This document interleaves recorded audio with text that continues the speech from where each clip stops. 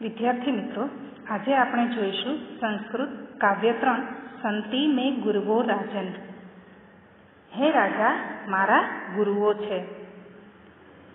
મહર્ષિ વ્યાસના 18 પુરાણોનું ખૂબ મહત્વ છે. આ 18 પુરાણોમાં સૌથી શ્રેષ્ઠ પુરાણ છે શ્રીમદ ભાગવત પુરાણ. તેમાં 12 સ્કંદ છે અને દરેક સ્કંદમાં જુદા જુદા અધ્યાયો છે. અધ્યાયોમાં દરેકમાં ઓછી વધતી સંખ્યામાં પદ્ય આપેલા છે અને આ પદ્યો જુદા જુદા છંદમાં છે. હવે અહીં આપણને આ કાવ્યમાં જે શ્લોકો આપવામાં આવેલા છે તે અવધૂતોપાખ્યાનમાંથી લેવાયા છે, જેમાં એકવાર રાજા યદુ એક અવધૂતને જુએ છે.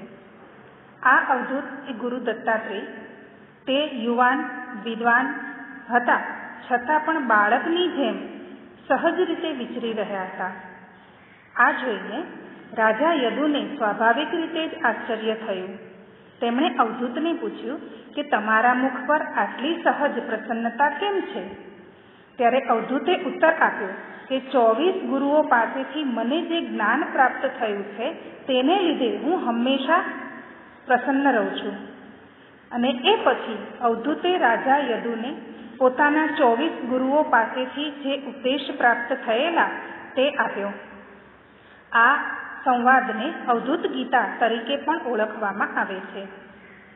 આ પાઠમાં 24 ગુરુઓમાંથી આપણને અહીં પૃથ્વી, જલ, સૂર્ય, સમુદ્ર, ભ્રમર અને મીન એટલે કે માછલી, આ 6 ગુરુઓ પાસેથી જે જ્ઞાન પ્રાપ્ત થયું તેને વર્ણવતા 6 પદ્યો છે. આ ઉપરાંત અહીં પહેલામાં ઉપક્રમ એટલે કે જે અવધૂતોપાખ્યાન નામનું જે અધ્યાય છે એમાંની આ 6 ગુરુઓને લગતી જે શિક્ષા છે એ દર્શાવવામાં આવી છે. અને 8મા પદ્યમાં ઉપસંહાર છે, જે દરેકમાંથી સારરૂપ તત્વ કહેવાય તે આપેલું છે. અહીં પહેલા શ્લોકમાં જોઈએ તો ઉપક્રમ એવા શીર્ષક હેઠળ આપેલા આ શ્લોકમાં અવધૂત યદુને કહે છે કે મને આ જે ગુરુઓ પાસેથી જે પણ જ્ઞાન મળ્યું છે તે તમે સાંભળો. સંતિ મેં ગુરવો રાજન બહવો બુદ્ધયુ ઉપાશ્રિતા યતો બુદ્ધિમ ઉપાદય મુક્તોમ અતામિહ તાન શૃણુ. હવે અહીં આપેલું છે કે એનો અન્વય થાય, હે રાજન, રાજાને ઉદ્દેશીને આ શ્લોક લખાયો હોવાથી આપણે હે આવું આપણે જાતે ઉમેરવાનું છે. રાજન મેં બુદ્ધ ઉપાશ્રિતા બહવઃ ગુરવઃ સંતિ યતઃ અહમ બુદ્ધિમ ઉપાદાય મુક્તઃ ઇહ અટામિ તાન શૃણુ. અહીં ઉપક્રમ એટલે કોઈ પણ વસ્તુનું શરૂઆત કરીએ ત્યારે એને ઉપક્રમ કહેવાય. પછી સંતિ એનો અર્થ આપણે જાણીએ છીએ છે અથવા હોવું. મેં અસ્મદનું એક વચનનું યોગ્ય રૂપ છે તો એનો અર્થ થાય મારા. ઉપાશ્રિતા એટલે જેમનો આશ્રય લીધો છે, મેં જેનું શરણું લીધું છે તેવા. ઉપાદાય એટલે પ્રાપ્ત કરીને. અટામી એટલે ભ્રમણ કરવું. ઇહ એટલે અહીં. હવે શબ્દાર્થ પૂરા. હવે અહીં જોઈએ તો શ્લોકનું ભાષાંતર જોઈએ કે સંતિ મેં ગુરુવો રાજન બહવો બુદ્ધ ઉપાશ્રિતા એટલે કે હે રાજન, મેં મારી બુદ્ધિથી ઘણા ગુરુઓનો આશ્રય લીધો છે. યતો બુદ્ધિમ ઉપાદાય તેથી આ બુદ્ધિને લઈને અથવા તો એ તેમની પાસેથી જે ગ્રહણ કરેલો ઉપદેશ છે ઉપાદાય તેને પ્રાપ્ત કરીને મુક્તો અહમ અટામિહ તાન શૃણુ, હું મુક્ત રીતે અહીં હરીફરી શકું છું તે સાંભળો. હવે કયા ગુરુઓ પાસેથી એમણે જ્ઞાન મેળવ્યું હતું એ રાજાને સંભળાવે છે. એમાં પહેલું છે પૃથ્વી ગુરુ. પૃથ્વીને પણ અહીં અવધૂત એ ગુરુ રૂપે કલ્પે છે અને પૃથ્વી પાસેથી તેમણે જે જ્ઞાન મેળવ્યું છે એ રાજા યદુને સંભળાવે છે કે પૃથ્વી તેમની ગુરુ કઈ રીતે છે. ભૂતૈ આક્રમણ્ય આણો અપી ધીણો ધીરો દેવવ વશાનુગૈ તત્ વિદ્વાન ન ચલે માર્ગાત અન્વશિક્ષમ ક્ષિતેર્વ્રતનમ. અહીં પૃથ્વીને ગુરુ રૂપે કલ્પીને અવધૂત કહે છે કે દેવ વશાનુગૈ ભૂતૈ આક્રમ્યમાણઃ અપી ધીરઃ તત્ વિદ્વાન માર્ગાત ન ચલેત ક્ષિતૈ વ્રતમ અન્વશિક્ષમ. અહીં કહેવાયું છે કે પૃથ્વી ગુરુ એટલે પૃથ્વી પાસેથી તેમણે ધૈર્ય ધારણ કરવાનો ગુણ શીખ્યો હોવાથી તેમને પૃથ્વી પણ ગુરુ છે. ભૂતૈ એટલે પ્રાણીઓ પાસેથી, આક્રમ્યમાણ એટલે આક્રાંત થતો, દમન કરવામાં આવતો હોવા છતાં પણ, દૈવ એટલે ભાગ્ય નસીબ, વશાનુગૈ એટલે વશમાં રહેલા, એમને અધીન રહેલા એવા, માર્ગાત માર્ગ પરથી, ચલિત થવું, અન્વશિક્ષમ એટલે બોધ પ્રાપ્ત કર્યો છે, શિક્ષા પ્રાપ્ત કરી છે. ક્ષિતૈ એટલે ક્ષિતિનો અર્થ થાય પૃથ્વી કે પૃથ્વી પાસેથી. અહીંયા તૃતીયા વિભક્તિ છે. હવે એનું ભાષાંતર જોઈએ તો ભૂતૈ આક્રમણ્ય માણો અપી ધીરો દૈવ વશાનુગૈ. આનો અર્થ થાય અન્ય પ્રાણીઓ વડે આક્રમણ કરવામાં આવતા હોવા છતાં પણ તત્વિદ્વાન ન ચલે માર્ગાત અન્વશિક્ષમ ક્ષિતેર્વ્રતમ. તત્વિદ્વાન એટલે તેવા ભાગ્યને અધીન અને તે સર્વ દુઃખોને ભાગ્યાધીન રહેલા જાણીને વિદ્વાન એટલે કે ધૈર્યશાળી પુરુષે પોતાના માર્ગ પરથી, માર્ગાત અન્વશિક્ષમ માર્ગ પરથી ચલિત ન થવું, શિક્ષિત વ્રતમ ન ચલિત ચલિત થવું નહીં, શિક્ષિત વ્રતમ એટલે કે પૃથ્વી પરથી આ બોધ હું શીખ્યો છું. ત્રીજું છે જલમ ગુરુ. સ્વચ્છ પ્રકૃતિત સ્નિગ્ધો માધુર્ય તીર્થમ ભ્રૂ નૃણામ મુનિ પુનાત્યપામ મિત્રમિક્ષો પસ્પર્શમ કીર્તનૈ. જલ ગુરુ, જળને પણ તેઓ ગુરુ માને છે અને જળ પાસેથી જે ઉપદેશ મળે છે તેને પણ અહીં રજૂ કરવામાં આવ્યો છે. એનો અન્વય છે પ્રકૃતિત સ્વચ્છ સ્નિગ્ધ માધુર્ય નૃણામ તીર્થભૂ મુનિ અપામ મિત્રમ ઇક્ષોપસ્પર્શ કીર્તનૈ પુનાતિ. પ્રકૃતિત એટલે પ્રકૃતિ કુદરત પાસેથી, સ્નિગ્ધ ચિકાસવાળું અહીં અર્થ કરવાનો સ્નેહયુક્ત, માધુર્યમ મધુર, નૃણામ લોકોને, તીર્થભૂ એટલે કે તીર્થરૂપ, અપામ નિત્ય હંમેશા, મિત્રમ એટલે જળરૂપી મિત્ર, ઇક્ષોપસ્પર્શ કીર્તનૈ એટલે જોવું અને સ્પર્શ કરવું, અને કીર્તનૈ એટલે તેમનું ગુણગાન કરવું, પુનાતિ પવિત્ર કરવું. અહીં ભાષાંતર જોઈએ તો પ્રકૃતિત સ્વચ્છ સ્નિગ્ધ માધુર્ય નૃણામ તીર્થભૂ મુનિ અપામ મિત્રમ ઇક્ષાપસ્પર્શ કીર્તનૈ પુનાતિ. પ્રકૃતિત સ્વભાવથી અથવા કુદરત પાસેથી, કુદરતી સ્વભાવથી, સ્વચ્છ સ્નિગ્ધ જળ, સ્વચ્છ સ્નિગ્ધ પ્રેમાળ, માધુર્ય નૃણામ તીર્થભૂ મધુર અને તીર્થરૂપ હોવાથી નૃણામ મનુષ્યોને પવિત્ર કરે છે.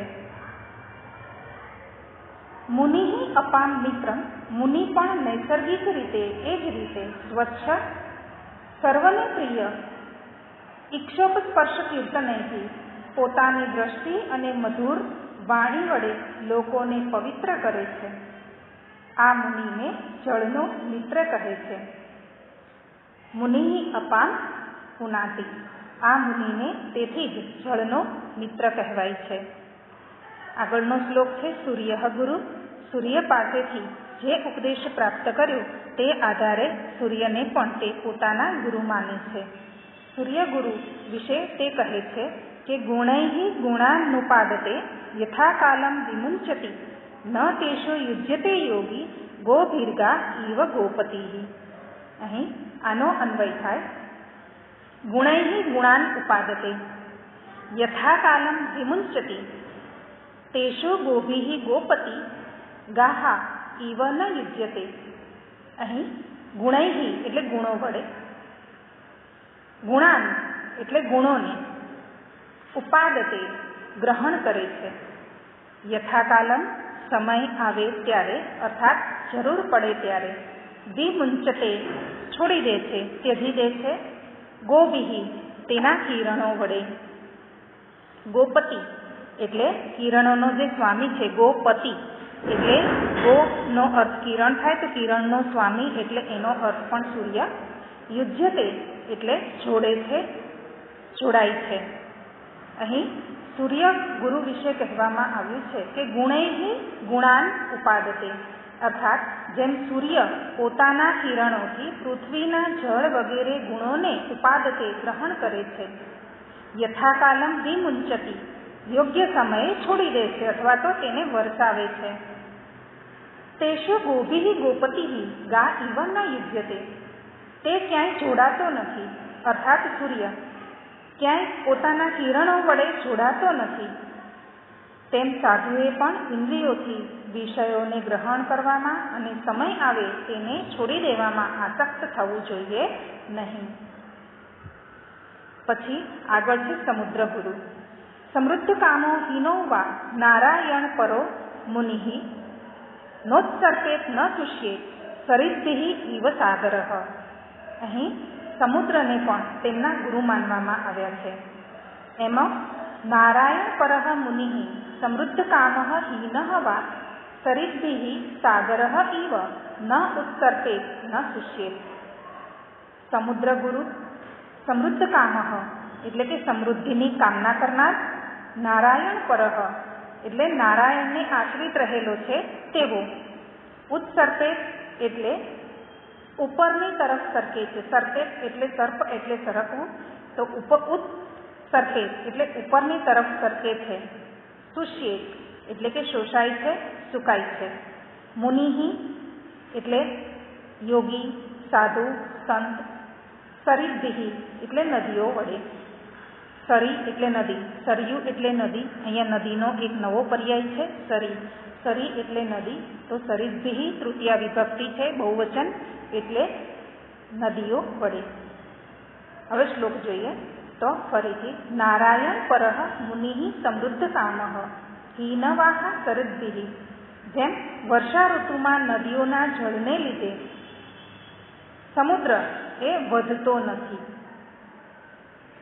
સાગરઃ ઇવ ન ઉત્સર્પેત, અને ગ્રીષ્મકાળમાં એટલે કે ઉનાળા દરમિયાન જળ ન આવે તો પણ તે સુકાઈ જતો નથી. ન ઉત્સર્પેત ન શુષ્યેત, તે સુકાતો નથી. તેમ ભગવત પરાયણ સંતે પણ સમૃદ્ધિની પ્રાપ્તિથી પ્રફુલ્લિત થવું જોઈએ નહીં, અને જો તે ઘટી જાય તો તેનું દુઃખ પણ કરવું જોઈએ નહીં. આમ સમુદ્ર પાસેથી પણ એ ઉપદેશ પ્રાપ્ત કર્યો હોવાથી સમુદ્રને પણ અવધૂત એ પોતાના ગુરુ માને છે.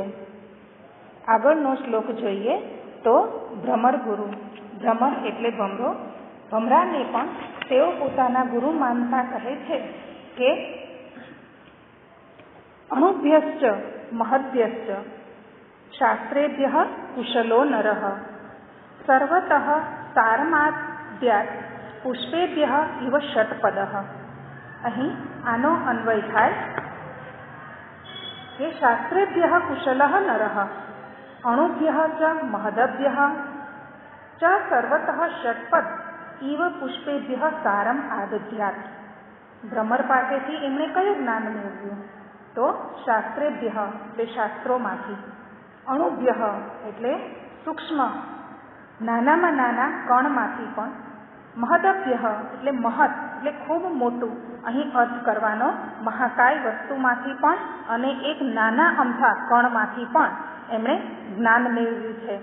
શાસ્ત્રેભ્ય શાસ્ત્રોમાંથી, સારમ અર્ક સાર તત્વ, ષટપદ એટલે 6 પગ જેને છે તેઓ અર્થાત ભમરો, આદધ્યાત એટલે મેળવે છે.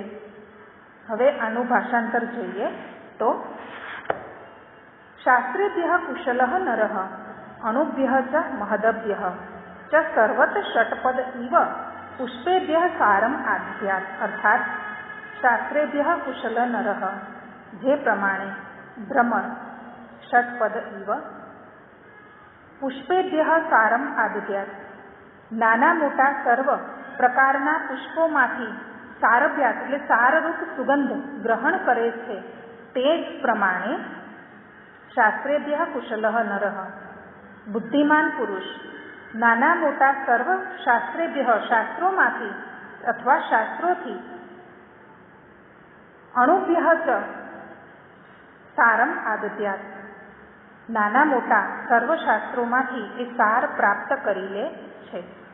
ફરીથી જોઈએ તો જે પ્રમાણે ભ્રમર નાના મોટા પુષ્પોમાંથી સુગંધ ગ્રહણ કરે છે, તે જ પ્રમાણે બુદ્ધિશાળી માણસ પણ નાના મોટા દરેક શાસ્ત્રોમાંથી સારરૂપ તત્વ ગ્રહણ કરી લે છે. એટલે તેઓ ભ્રમરને પણ પોતાના ગુરુ માને છે.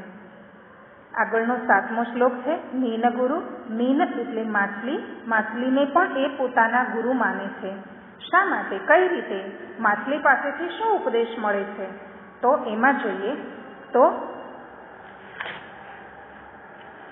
જિહ્વયાતિ પ્રમાથિન્યા જનો રસ વિમોહિત મૃત્યુમૃચ્છન ત્યત બુદ્ધિ મીનસ્તુ બળી શૈર્યથા. અહીં આનો અન્વય થાય કે યથા જિહ્વા અતિ પ્રમાથિન્યા રસ વિમોહિત અસદબુદ્ધિ મીન તુ બળિશૈ મૃત્યુમ રુજ્યતિ તથા જિહ્વા અતિ પ્રાથિન્યા રસ વિમોહિત અસદબુદ્ધિ જન મૃત્યુમ રુચ્છતિ. અહીં શ્લેષ અલંકાર છે. એક વિચાર આપેલો છે, એના આધારે આપણે પણ મનુષ્યને એ વિચાર કઈ રીતે લાગુ પડે છે એ જોવાનું છે. તો યથા જિહ્વા અતિ પ્રથિન્યા રસ વિમોહિત અસદબુદ્ધિ એટલે કે જેમ રસથી મોહ પામેલી અસદબુદ્ધિ એટલે દુર્બુદ્ધિ, મીનઃ માછલી, અતિ શક્તિશાળી એવી જીભને યથા જિહ્વા અતિ પ્રમાથિન્યા એટલે અતિ શક્તિશાળી એવી જીભને, અતિ પ્રમાથિન્યા એટલે શક્તિશાળી, ખૂબ પોતાની તરફ આકર્ષિત કરનારી, બળિશૈ એટલે માછલી પકડવાનો જે કાંટો આવે એ, અસદબુદ્ધિ એટલે દુર્બુદ્ધિ.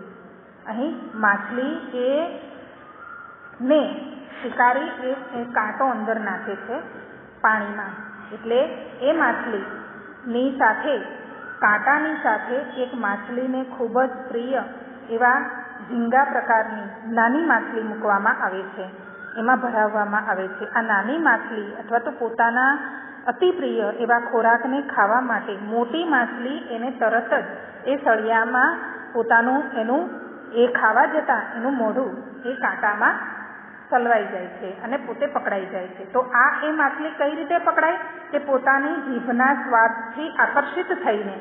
તો અહીં પણ એ માછલીથી આપણને શીખ મળે છે કે જેમ રસ યથા જિહ્વા અતિ પ્રમાથિન્યા, જેમ રસના મોહથી દુર્બુદ્ધિ માછલી, અસદબુદ્ધિ એટલે દુર્બુદ્ધિ માછલી, રસના મોહને લીધે શક્તિશાળી એવી જીભને લીધે, બળિશૈ જીભને લીધે મૃત્યુમ રુજ્યતિ માછલી પકડવાના કાંટા વડે એમાં ફસાઈને મૃત્યુ પામે છે, તેમ તથા જિહ્વા અતિ પ્રમાથિન્યા તેમ જીભની સ્વાદનો અતિશય લોભી એવો રસ વિમોહિત અતિશય સ્વાદને લીધે લોભી એવો અતિ પ્રમાથિન્યા દુર્બુદ્ધિ માણસ જન મૃત્યુમ ઈચ્છતિ શક્તિશાળી એવી જીભને વશ થઈને જિહ્વા અતિ પ્રમાથિન્યા શક્તિશાળી એવી જીભને અતિશય વશ થઈને તે પણ મૃત્યુ પામે છે.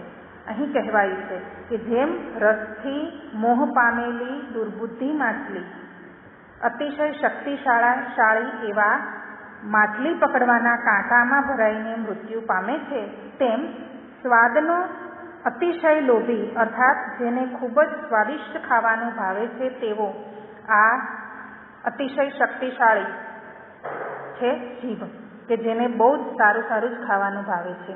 તો ક્યારેક આ જીભને અતિશય જે રસાસ્વાદ કરવાની જે શક્તિ છે એને લીધે માણસનું ક્યારેક મૃત્યુ પણ થઈ શકે છે.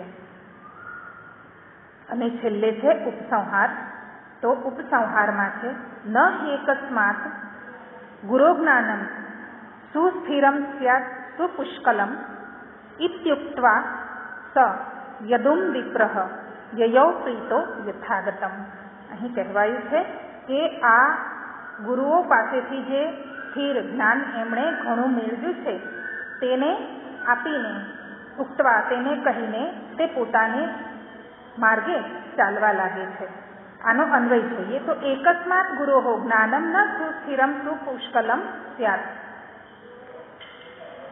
એકસ્માત એટલે એક પાસેથી, સુસ્થિરમ સ્થિર થયેલું, સુપુષ્કલમ ઘણું બધું ખૂબ વધારે, યદુ રાજાને, પ્રીતઃ પ્રસન્ન થયેલા, યથાગતમ જેમ આવ્યા હતા, યયૌ ગયા.